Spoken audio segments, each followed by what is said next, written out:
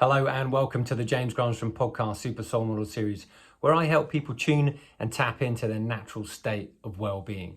If you enjoy this content and you like this podcast, please support it by remembering to like, subscribe and share with people you think will benefit from this content of well-being. You know, whenever something's shared, it really can create a positive ripple effect across the world, and that's what we want to do. We want to help create more well-being. So today's episode is how to focus. And what I'm going to do in this episode is give you 10 disciplines and practical tips that you can use to implement in your daily life to become more focused. I knew this used to be a real problem and a challenge for me, so that's why this episode is quite close to home. But before I'm going to do that, I want to tell you the reasons why it's so important to focus. 20 years ago, Microsoft did this study. They did this study on goldfish, and they did this study on the human mind's attention span.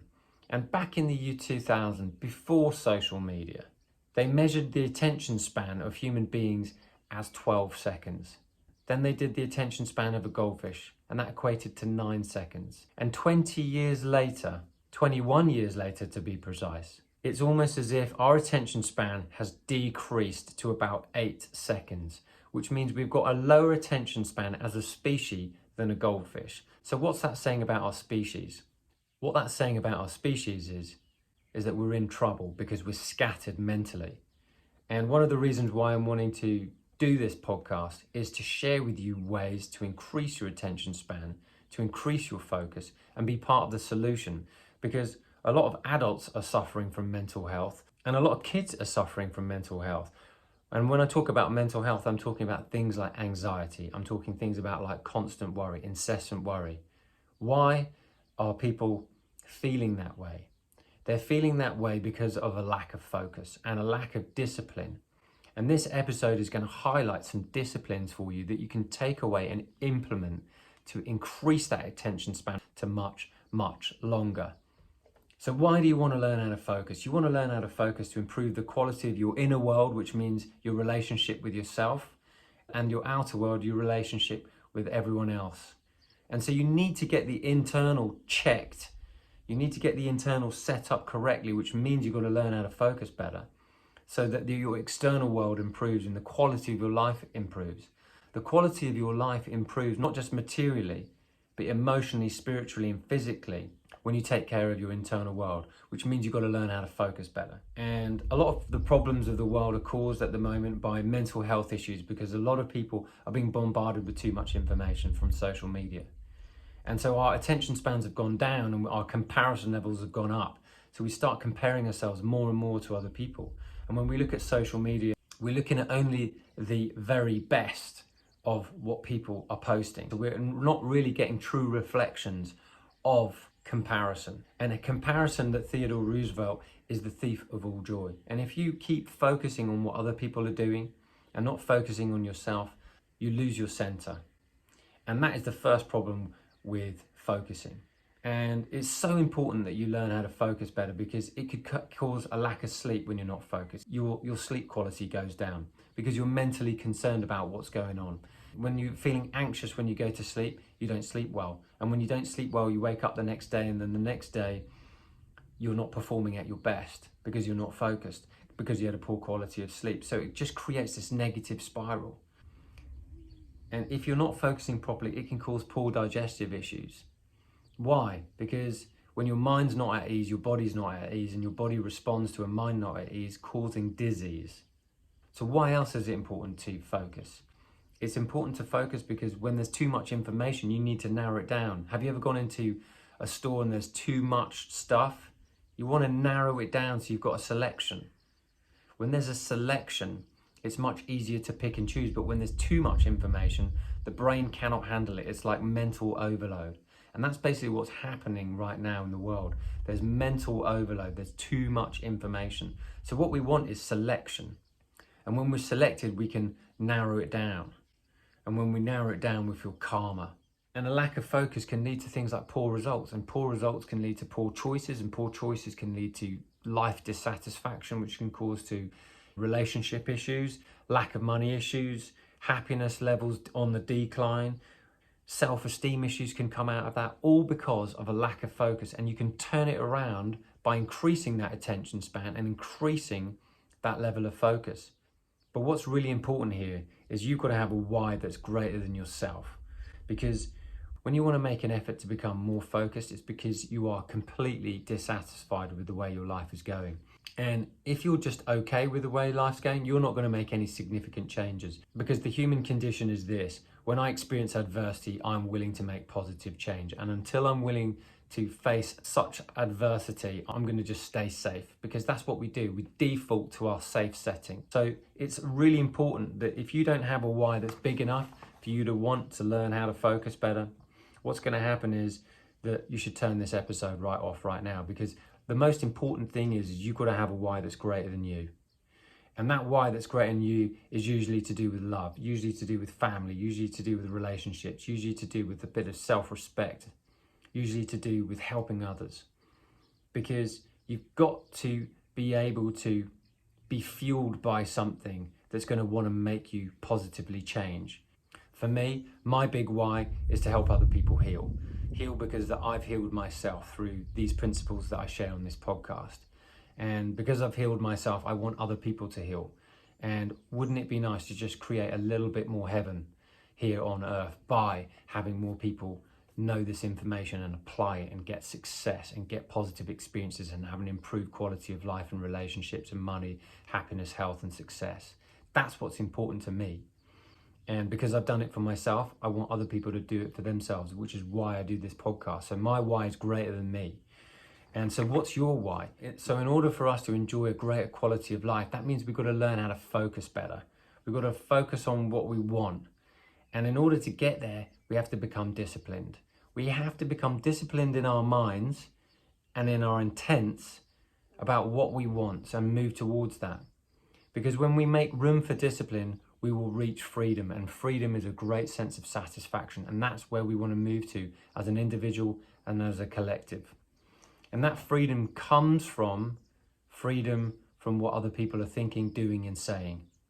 That is really important here, because whatever you want, whatever that may be, more money, greater health, greater relationships, greater success, a better job, a bigger house, whatever it may be, whatever it is you want to draw into your life, that requires focus. Because whatever you focus on, you get, whether you like it or not. So be careful what you focus on. Most people are focusing on lack of time, lack of money, lack of relationships. Are you one of those people? I know I was at one point in time. And now I'm completely focused the other way. So you've got to be focusing on what you want. Because when you focus on what you want, you're going to move in that direction. The universe does not care what you focus on. Whatever you give your attention to, you are heading towards. Are you reacting to everything that's coming along? Because if you're reacting to everything, what that means is, it means you're not focused on where you're going. Are you focused on the news? Are you focused on everything that you're hearing left, right and center? Where's that inner stability? That inner stability has to come from focus. All the great leaders of the world all had vision. They had focus, they had intent, and they moved towards it. And that's what you need to do for yourself as well if you want to become more focused. So here are my 10 disciplines to become more focused. When I first set out on my modeling journey 20 years ago, one of the things that I noticed was that I was very undisciplined and I was disorganized, and I had to get my life completely in order, not only financially, but health-wise, and eventually get my mindset together. And that took me almost 2.5, 3 years to get the mindset to begin to move in a direction that was helpful for me, where I began to heal myself. And I heal myself from, heavy emotions. And that was because I learned the art of this. Number one, listening. I began to listen more. I began to just listen to what other people were saying. I began to just absorb information and speak more when it felt right, rather than just interject. And so, number one, my discipline is practice listening. When you practice listening very, very carefully, listening to the furthest sound, just that beautiful, far sound, wherever it's happening in your room, just listen to that furthest sound. That furthest sound helps you begin to focus.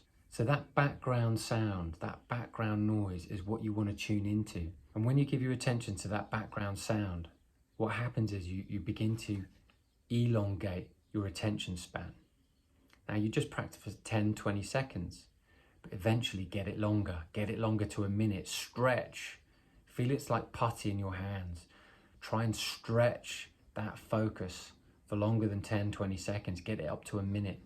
I play this listening game when I'm in the post office or in the supermarket or wherever I am, just to listen to that background sound, just drown out that front noise and listen to the background sound.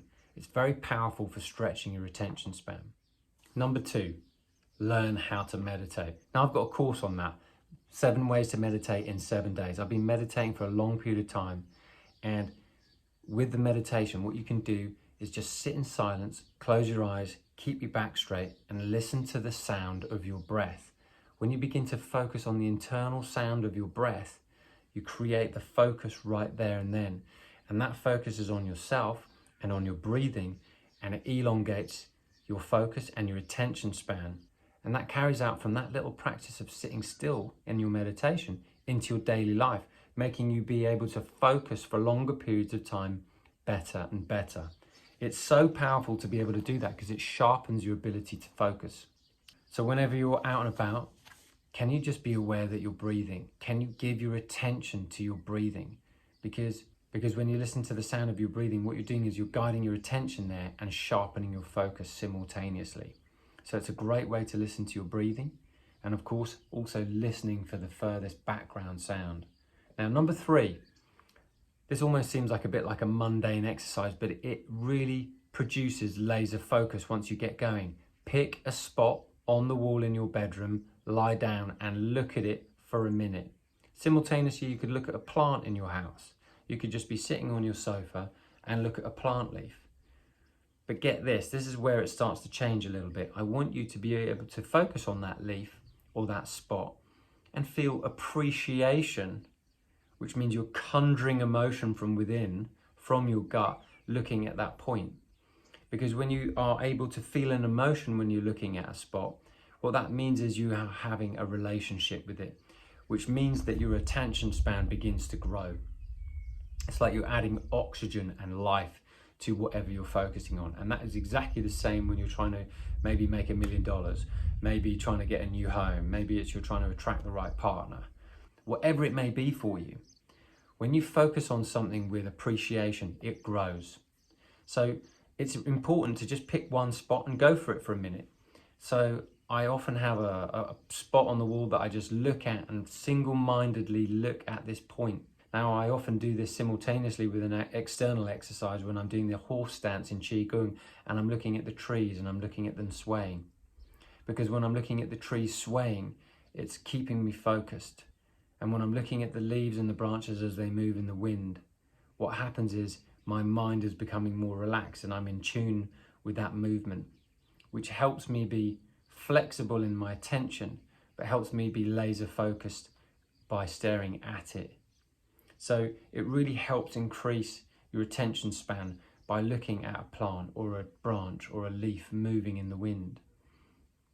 They seem quite mundane, but don't underestimate the simplicity of this exercise. This is something that really helped me reduce and eliminate anxiety in my life hugely, just because of the ability to focus for longer periods of time. So what is genius anyway? Genius is the ability to focus on one thing for a very long period of time, whether it be creative, whether it be a business, whether it be a piece of art, whether it be a piece of music, whatever it may be. The geniuses that have gone before us are geniuses in our minds and in our history because of their ability to focus on that subject non-stop. Bruce Lee said this: "I fear the man who's done the same kick 10,000 times." The reason why he says that, because that man is focused on that kick, making sure he's done it really well. And so much like for me with meditation, the reason why I always advocate meditation is because I've done over like 12,000 meditations. And the reason why this stuff really works is because I used to be an absolute scatterbrain and I'm not even the same person anymore. So the ability for us to change is based on what you're willing to do and your why. So what are your reasons why? Number 4, declutter your environment. When you declutter your environment, you declutter your mind, and it becomes a lot easier to focus. When things are organized and things are in the right place, your mind feels free, and when your mind feels free, you're able to focus. There's a direct relation between your environment and your mind. And when your environment is clean and organized and efficient, so is your mind.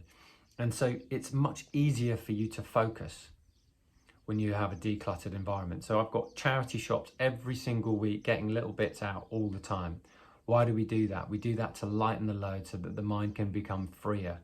And so I can focus more energy on what is important, which is maybe wanting to draw more new into my life, whatever that may be.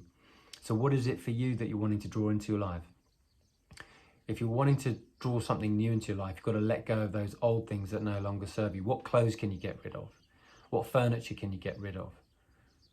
Think about the things that you can get rid of so you can invite the new in. I'll never forget the time when I really wanted new clothes. I got rid of 80% of all my clothes. And then I won a competition for £1,000 and I got about £1,000 worth of clothes. And that happened all in the space of about 3 or 4 months. I mean, I don't make up the rules. This is just the way the universe works. And people are saying, well, did you really get rid of a lot of your clothes? Yes. If you ask any of my friends, they'll tell you I'm really ruthless when it comes to decluttering. And I've got no attachment to things because I use them for the perfect amount of time and then I let them go. And it's really difficult to be able to say that to people who don't understand this rule, but try it. What can you let go of? What can you declutter? What would you like to have into your life? Would you like more clothes? Well, get rid of the ones that you don't like and don't wear. You normally wear only 20% of your clothes. So keep those 20% and get rid of the other 80. If you haven't worn it in a year, my rule is get it out. Because it's basically saying to this is that you're holding on to an attachment of the past rather than inviting and allowing in the new. And when you're inviting and allowing in the new, what's going to happen is you're going to be able to focus better. And as soon as you begin to be able to focus better, you can focus even better on what you want now. Number 5, my 5th discipline is this. Eliminate unnatural sugars. Unnatural sugars cause too much stimulation in the brain, too much stimulation in the blood, creating more craving, and that craving creates instability, which means you're unable to focus because you're agitated. A lot of ADHD is caused by a blood sugar imbalance. And when I was a kid, I was very hyperactive, and that's because I had a lot of sugar. And it's taken me up to my adult life to begin to completely eliminate unnatural sugars. Now, I have 10% sugars naughty from time to time, but I don't do it all the time. And the reason being is because I understand what this is doing for my brain and blood chemistry. And so I appreciate a nice cake. I appreciate a lovely dessert, but I don't do it all the time, so I'm addicted to it. So can you begin to eliminate unnatural sugars? Because that's going to cause a dependency upon them. So just look in your environment where you can begin to cut down on unnatural sugars, because those unnatural sugars will cause too much stimulation, and that stimulation will go into your blood. And of course, you'll find it much more difficult to focus because you'll be more agitated and you'll have spikes of energy, and then you'll have highs and lows and crashing. And there's no even keel, there's no equilibrium. That equilibrium that you're seeking helps you be able to focus better, helps you have clarity of mind. When you are clear-minded and focused, you feel powerful. And when you feel scattered, you feel the exact opposite. You feel disempowered. So try eliminating sugars, get your blood sugar level in a nice balance, learn what you can about those particular types of foods. And if you want to know a little bit more about that, just write into me and maybe I'll do a podcast on that at some point. But for me, I'm on dark chocolate only. I have pretty much vegan everything, unprocessed foods. If it's got a barcode, I try and stay away from it essentially, and I like all unprocessed foods and organic as possible, really. Am I perfect? No, because I love a dessert. But just see what works for you. But just try and eliminate all those unnatural sugars to the best of your ability, because if you're dependent upon them, you're going to be craving them, and when you don't have them, that's when you become unfocused and you make poor choices. Number 6, my 6th discipline is this: wear an eye mask when you go to sleep. When you wear an eye mask when you go to sleep, what this does is it shuts down the brain from too much stimulation. We were talking about stimulation with sugar before. When you're looking at screens and you're looking at the TV or the computer, your brain is getting so much light, and that's creating so much activity. So when you go to sleep, whether you've got blackout blinds or you can wear an eye mask or a sleep mask, what this does is it shuts down all that incessant activity that's going on in your brain and calms the nervous system. And when this is calm, what happens is your ability to focus is so much better because there's less activity going on in the brain. So we want to become more focused by giving our brain a pause from incessant activity, which is happening throughout the whole of your waking hours. And so I've been wearing a sleep mask for a long period of time, and I sleep extremely well, and I put it down to having that over my eyes because I know my brain can shut down, and it means I can focus far better on my creative work, like when I'm making my music or when I'm producing or working with a client. Whatever it is that I'm doing, I'm able to give my undivided attention to it because I love it, because I'm present. I used to not be able to do that.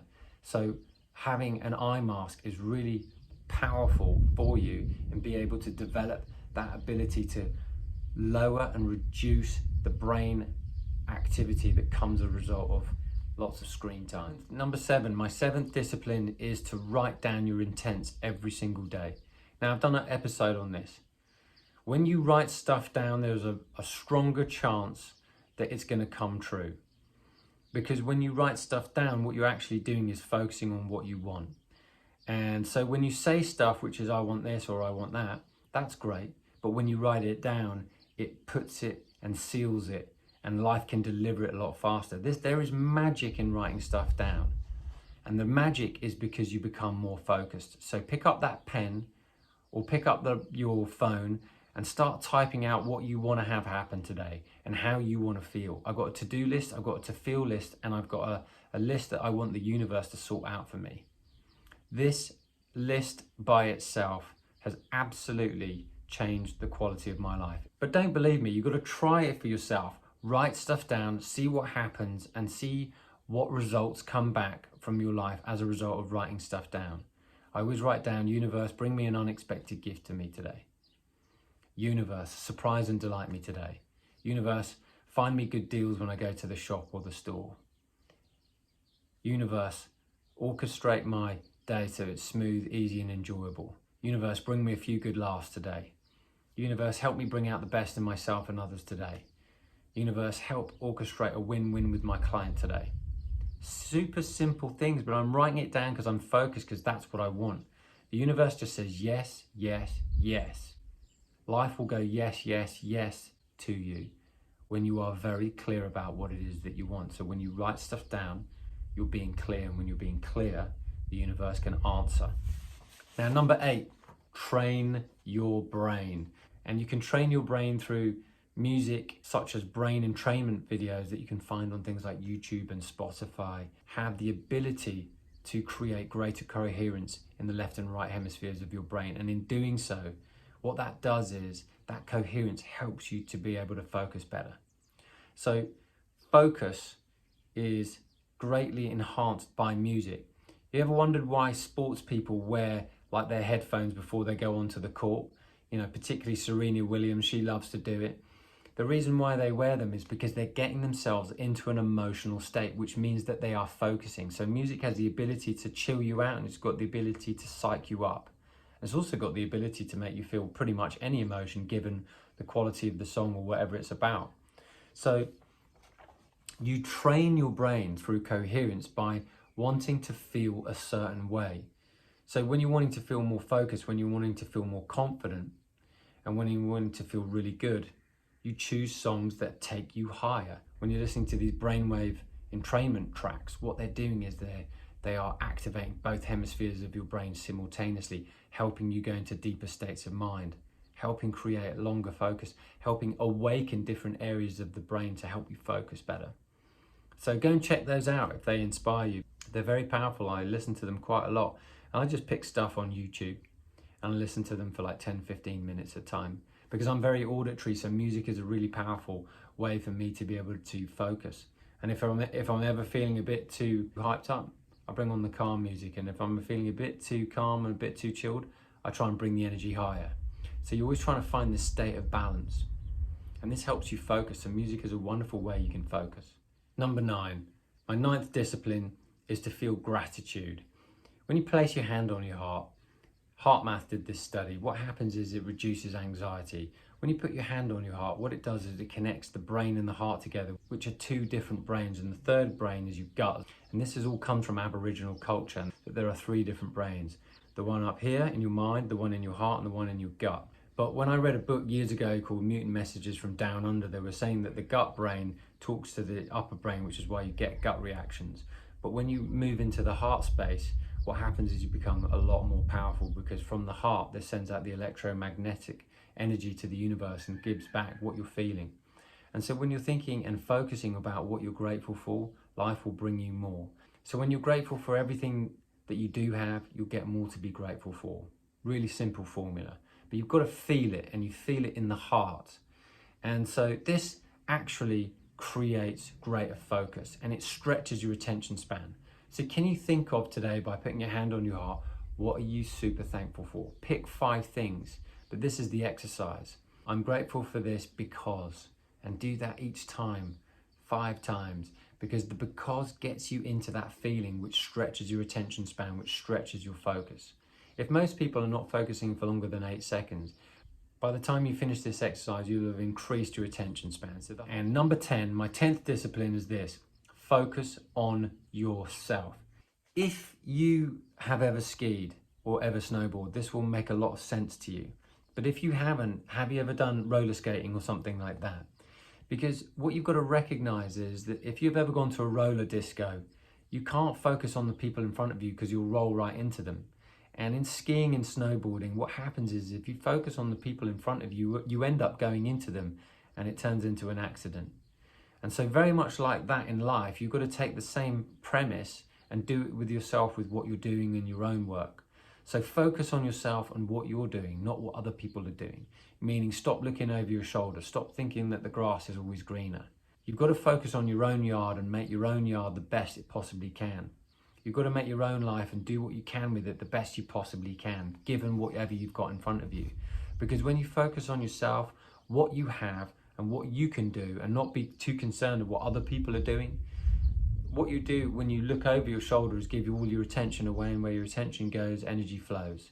So what you want to do is bring all your attention to what you're doing and how you can do it to the best of your ability. And in doing so, this keeps your focus, and your focus increases your attention span. And not only that, it makes you more powerful because all the energy is not being scattered by looking over your shoulder.